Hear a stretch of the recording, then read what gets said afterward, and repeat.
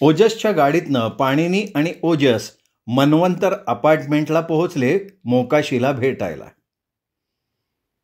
गाडी तिथे आली तेव्हा ओजसनं विचारलं, काय चटका देणार आहेस का मोकाशीला? ओजस, इथून पुढे प्रत्येकालाच मी चटका देणार आहे, त्याच्या अंगातनं धूर निघेपर्यंत. ते दोघे काही न बोलता दुसऱ्या मजल्यावर आले. पॅसेजमध्ये आल्यावर ओजसनं पाणिनीला लांबून खोली दाखवली. दार ठोठावलं गेलं. आतनं आवाज आला, कोण आहे? मी पटवर्धन आहे. काय आहे? आतल्या आवाजानं विचारलं. बातमी आहे. दार उघडलं गेलं. डोळ्यावरच्या चष्म्याच्या फ्रेमच्या वरनं त्या माणसानं दोघांकडे बघितलं. काय बातमी? काय आहे?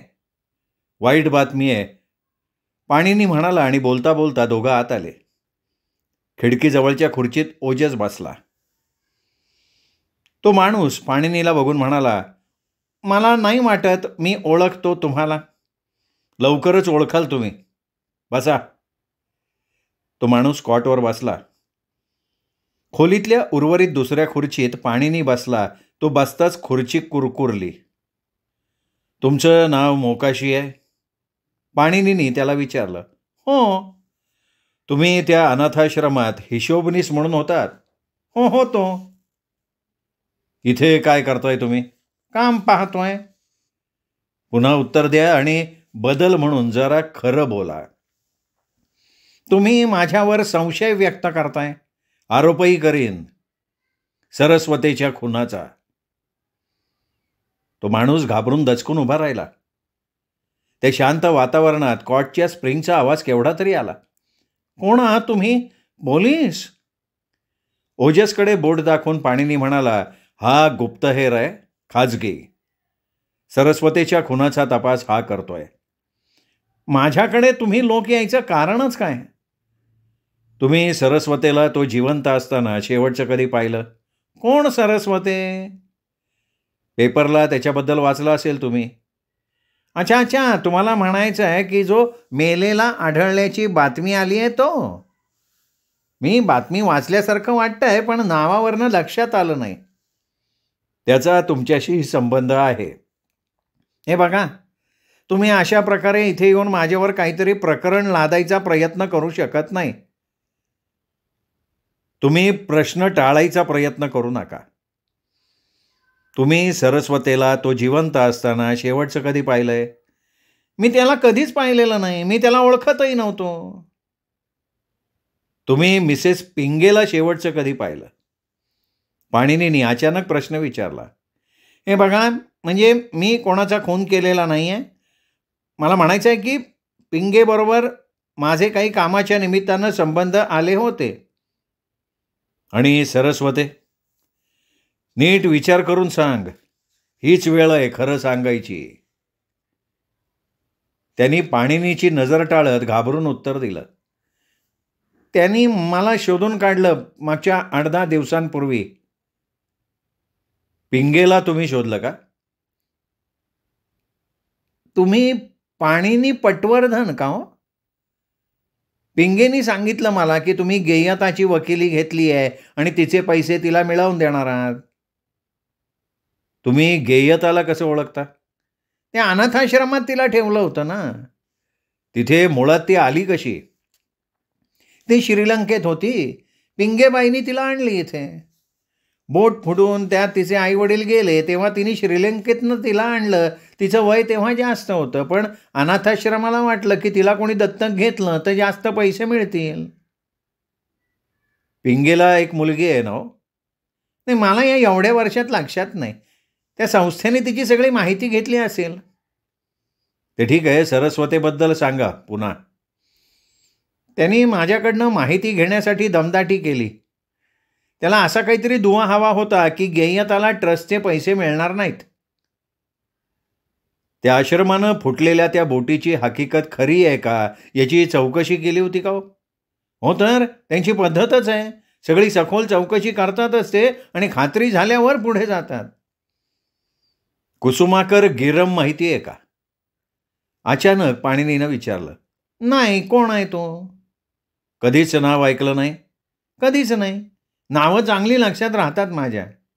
असं?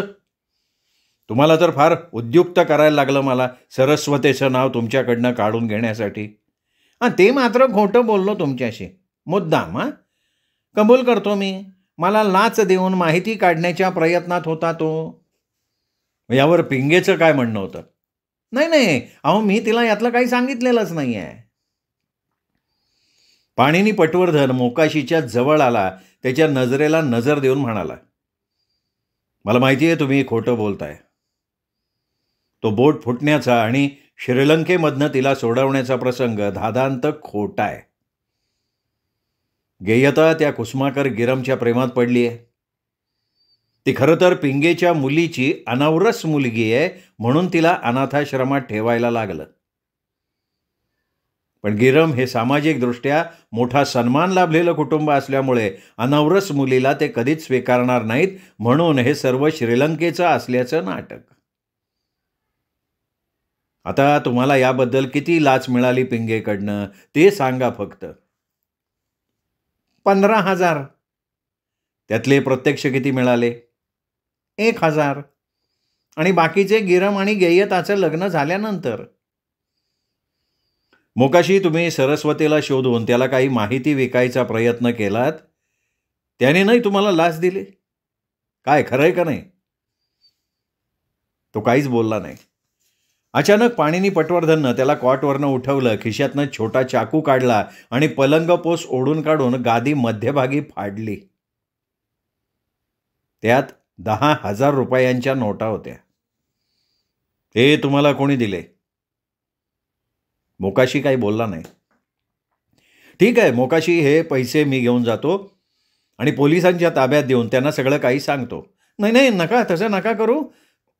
मी तुम्हाला सत्य सांगितलं तर माझे पैसे मला परत द्याल? तुम्ही बोला. मी पिंगे आणि सरस्वती दोघांनाही खेळवलं. मी सरस्वतीला गेयता बाबरसबद्दल सांगितलं. तो हसला, मला हाकलून दिलं. नंतर अचानक पिंगे उपटली आणि तिने मला तो 15,000चा प्रस्ताव दिला. नंतर काही दिवसांनी पुन्हा सरस्वती अवतीर्ण झाला आणि म्हणाला, मला वचन दे की जेव्हा गरज पडली तेव्हा गेयताही अनावरस असल्याची साक्ष मी देईन. आणि नाही केलं मी तसं तर मी केलेले आश्रमातले सगळे व्यवहार चव्हाट्यावर आणीन, असा त्यांनी मला दम दिला. मला त्यांनी 10,000 देऊ केले. तू सरस्वतीला मारलंस का? तुला जड जात होता तो? नाही नाही, मी नाही मारलं त्याला. मी कोणालाच मारू नाही शकत. पाणिनीनी गादीखाली सापडलेल्या नोटा त्याला परत केल्या आणि दोघेजण तिथनं बाहेर पडले. त्याच्यावर नजर ठेव कनक, कोणाला तरी नेम. तो नक्की पळायचा प्रयत्न करेल बरं का. नाही, त्याला करू देत तसा प्रयत्न. तो कुठे जातोय तेच बघायचं आहे आपल्याला. ओजसनं तोपर्यंत त्याच्या ऑफिसला फोन करून मोकाशीवर नजर ठेवण्यासाठी एका हेराची नेमणूक करायची व्यवस्था केली. दोघं गाडीत बसले तेव्हा पाणिनी म्हणाला, हा पळशीकर खूप धोरणी आणि गूढ व्यक्तिमत्व आहे असं तुझं म्हणणं आहे ना? खूपच. मला सांग, त्याच्या अपार्टमेंटला गॅरेज आहे? आहे की. तिथल्या रखवालदाराकडे सगळ्यांच्या चाव्या असतात. पळशीकर त्याच्या गाडीतनं गेला का? नाही, गाडी तिथेच आहे त्याची. पोलिसांची त्याच्या घरावर अजून नजर आहे का? तपासणी करून गेले असतील ते.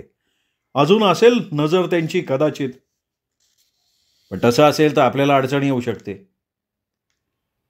पाणिनीचा रोख कशाकडे याची अचानक जाणीव कनक ओजसला झाली. तो म्हणाला, हे बघ, तुझ्या मनात जे काही चाललंय ते मला आवडलेलं नाहीये पाणिनी. आपण तिकडे जायचं नाहीये. आवडणार तर मला पण नाही ना, पण सूचकपणे पाणिनी म्हणाला आणि गप्प झाला. पाणिनी पटवर्धन पळशीकर राहत असलेल्या अपार्टमेंटच्या बाहेर टॅक्सीतनं उतरला. 2 मोठाल्या सुटकेसेस ड्रायव्हरनं डिकीमधून काढून खाली ठेवल्या. पाणिनीने त्याला मीटरचं भाडं आणि टीप म्हणून आणखीन थोडे पैसे देऊन खुश करून टाकलं. त्याच्या सुटकेसेसवर डझनभर वेगवेगळ्या देशांचे आणि विमान कंपनीचे स्टिकर्स होते. एकंदरीत त्याचा अवतार मोठा प्रवास करून आलेल्या प्रवाशासारखा दिसत होता. एक जाड माणूस तिथे टेबल खुर्ची मांडून बसला होता. पेपर वाचनातनं त्यांनी पाणिनीकडे बघितलं आणि पुन्हा पेपरात डोकं खुपसलं. मी इथे 2 महिन्यांसाठी राहायला आलोय. साधारण 10व्या मजल्यापर्यंत मला जागा हवी आहे. कितीही भाडं असलं तरी चालेल. दुसरी गोष्ट, माझी पुतणी तिची गाडी घेऊन येणार आहे. गाडीसाठी मला गॅरेजमध्ये जागा हवी आहे. तुम्हाला अगदी हवा तसा फ्लॅट आहे. तुमचं नाव नाही सांगितलं तुम्ही. माझं नाव पाणिनी असं आहे. त्या माणसानं त्याच्या हाताखालच्या मुलाला बोलवलं. हे बघ, साहेबांना 1042 नंबरचा फ्लॅट दाखव. पाणिनीनी जागा बघितली. जागा छानच होती. ती आवडल्याचं त्यांनी त्या मुलाला आणि खाली बसलेल्या जाड माणसाला इंटरकॉमवरून सांगितलं आणि म्हणाला, माझ्या सुटकेसेस वर पाठवा आणि तुम्हाला सांगितल्याप्रमाणे माझी पुतणी आली की मला कळवा. त्याआधी मला गॅरेजवाल्याचा नंबर कळवा. मी स्वतः त्याच्याशी बोलून घेतो आणि गाडीसाठी हवी तशी जागा निवडून घेतो. आम्हाला कदाचित विचित्र वेळेला सुद्धा गाडी घेऊन बाहेर जावं लागेल, तेव्हा इतरांना त्रास होणार नाही अशी जागा आधीच घेऊन ठेवलेली बरी, नाही का? तो मुलगा सुटकेसेस घेऊन आला. पाणिनीनं त्यालाही बक्षिसी दिली.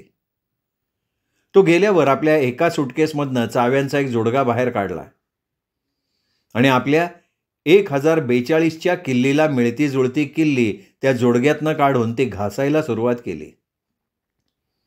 थोड्याच वेळात नवीन किल्ली तयार झाली. ती 1042 नंबरच्या दाराला बरोबर लागली. सावकाश त्यांनी ती खिशात घातली. तो बाहेर पडला. पॅसेजमधनं चालत 1029 नंबरच्या दारासमोर उभा राहिला. तो पळशीकरचा फ्लॅट होता. त्याच्या मनावर कुठलाही तणाव नव्हता. स्वतःच्या घराच्या दाराला किल्ली लावून दार उघडावं तसं त्यानं पळशीकरचं दार उघडलं. आत अंधार होता. आपल्या जवळची छोटी बॅटरी त्याने लावली आणि अंदाज घेत तो आधी ड्रेसिंग टेबलकडे गेला. तिथे गाडीची किल्ली होती. नंतर सरळ कपड्याच्या कपाटाकडे गेला. आत पळशीकरचा कोट होता. त्यावरचा लॉन्ड्री मार्क पळशीकरच्या नावाचा होता. तो कोट हातावर आडवा टाकून तो पुन्हा स्वतःच्या फ्लॅटमध्ये आला. तिथून त्यांनी सौम्याला फोन लावला. सगळं जमलं का? तिने विचारलं. अगदी घड्याळाच्या काट्याप्रमाणे. तू निघ. थोड्याच वेळानं खालून इंटरकॉमवर तो जाडा माणूस बोलला. तुमची पुतणी आली आहे बरं का मिस्टर पाणिनी. पाणिनी खाली गेला. गॅरेज तिकडे उजव्या कोपऱ्यात आहे मिस्टर पाणिनी. ठीक आहे, ते बघतो मी, पाणिनी म्हणाला आणि तोपर्यंत एकदम टंच वेशात सौम्या तिथे गाडी घेऊन आली. हॅलो काका, ती पाणिनीकडे बघून म्हणाली. पाणिनीने तिच्या कमरेभोवती हात टाकून तिला जवळ घेतलं आणि तिला हळूच विचारलं, ती वायर काढून घेतलीस ना? सौम्यानं होकारार्थी मान हलवल्यावर पाणिनी म्हणाला, तू जरा थांब, मी आलो. गॅरेजवाला एका आलिशान गाडीत रेडिओ ऐकत बसला होता. पटवर्धनला बघून तो बाहेर आला. त्याला दिसेल अशा पद्धतीनं पाणिनीने आपलं पाकिट बाहेर काढलं. माझं नाव पाणिनी. मी 1042मध्ये 2 महिन्यासाठी आलो आहे. माझ्या पुतणीनं माझ्यासाठी गाडी आणली आहे वापरायला. या इमारतीपर्यंत ती आली आणि दारात गाडी उभी करून ठेवली आहे. मशीन बंद केलं आहे, पण आता ती नेमकी चालू होत नाही आहे. तू ती चालू करून तिच्यासाठी इथे आणू शकतोस का? हां, नक्की आणेन की, मेकॅनिक म्हणाला.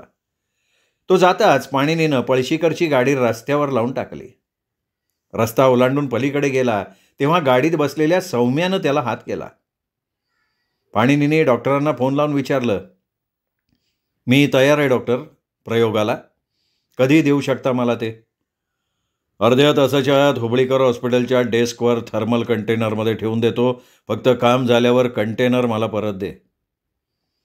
पाणिनीनं पळशीकरची गाडी आडबाजूला उभी केली. इंजिन बंद करून बाहेर आला.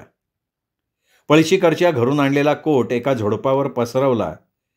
खिशातून 38 व्यासाची गोळी झाडणारं पिस्तूल काढलं.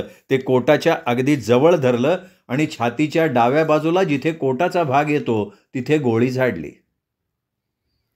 जवळून मारल्यामुळे पावडर कोटाच्या कापडावर पडेल अशा पद्धतीनं त्याने ती गोळी मारली आणि पिस्तूल पुन्हा खिशात टाकून दिलं. कोट गाडीत भिरकावला आणि तीच गाडी घेऊन हुबळीकर हॉस्पिटलमधनं थर्मल कंटेनर घेऊन आला. पोलिसांना सरस्वतीची गाडी ज्या ठिकाणी सापडली होती अगदी त्याच ठिकाणी तशाच पद्धतीने त्यांनी गाडी लावली. गाडीत टाकलेल्या कोटावर गोळीमुळे जिथे भोग पडलं होतं त्याच्या आतून आणि बाहेरून थर्मल कंटेनरमधलं रक्त त्यांनी ओतलं. त्यांनी बघितलं की खाली आणि सीटवर दोन्ही ठिकाणी रक्ताचे डाग पडलेले आहेत. त्यांनी गाडीच्या व्हीलवर सुद्धा डाग पाडले आणि कोटाच्या आतल्या बाजूनं रक्त ओतून सीट आणि पायाकडे रक्ताचं डबकं होईल एवढं रक्त ओतलं. कंटेनर घेऊन तो बाहेर पडला तेवढ्यात सौम्या तिची गाडी घेऊन त्याच्यापाशी आली. झालंय सगळं ठरल्याप्रमाणे? तिने पाणीनी गाडीत बसताच विचारलं. यामुळे नक्की काय होईल? सौम्या, कोणीतरी यामुळे घुसमटून बाहेर चव्हाट्यावर येईल. 15 मिनिटांनंतर त्यांनी रती हुबळीकरला निरोप पाठवायची व्यवस्था केली. प कडून जाणून घेणं अत्यंत महत्त्वाचं आहे आणि तातडीचं आहे की वेस्टर्न माइन्सच्या शेअरच्या विक्रीचा व्यवहार रद्द करायला हरकत आहे का? माझ्या ऑफिसला उत्तर पाठवा. श्रोते हो, हा होता अभय बापट सरांच्या ॲलिबी या कादंबरीचा 8वा भाग. 9वा भाग उद्या.